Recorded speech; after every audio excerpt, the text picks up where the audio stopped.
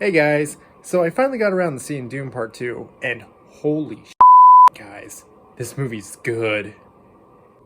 The movie follows Paul Atreides, played by Timothy Chalamet, in the aftermath of the events from the first movie. So now Paul must work with Chani and the Freeman while seeking revenge against the conspirators who destroyed his family. But Paul must choose between the love of his life and the fate of the universe, where he must prevent a terrible future only he can see. I know that the movie's been out for like 2 weeks, but I'm going to go ahead and keep it spoiler free for y'all. So this movie was originally supposed to come out around November of last year, and I was super excited for it since it would have been released around my birthday. But because the writers and actors strike last year, actors couldn't promote the movie. So the studio decided to push it back about 4 months in hopes of getting the actors to promote the movie, assuming that the strike would have finished by then, and thankfully it has, and the writers and actors do seem to be getting better treatment. So I was disappointed that it got delayed, but oh boy, does fortune favor those who wait. Moving on to my positives about the movie, the first thing I want to talk about is the cinematography in this movie. From cool shots of the eclipses in the sun and wide shots of the surrounding area, the world just looks amazing and feels realistic. We see a lot of CGI scenes in a bunch of recent movies where things look really out of place, and it seems to be everywhere. Well, except for Avatar, because James Cameron is on a whole new level. But from filming in actual sand dunes, you get the element of realism, and it also helps make the scenes when you do use CGI better. Nothing looked out of place, and some of the color schemes they had going on in the movie looks really cool, especially with the Harkarian homeworld. The choice to film using infrared cameras was really clever, and the design that they had for the fireworks on the planet were just really cool.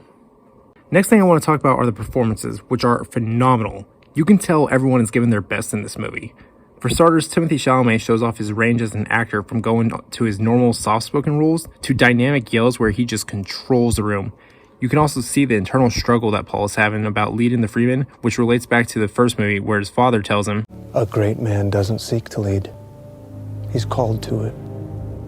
And he answers. Rebecca Ferguson does a great job as Lady Jessica, where she dives deep into the witch side of her character, and she becomes very intriguing and mysterious. Zendaya, as always, does a great job as Chani, Paul's love interest, who is kind of on the outside of the Freeman's religious beliefs. Florence Pugh is great in every scene that she's in, but she isn't really in the movie a whole lot.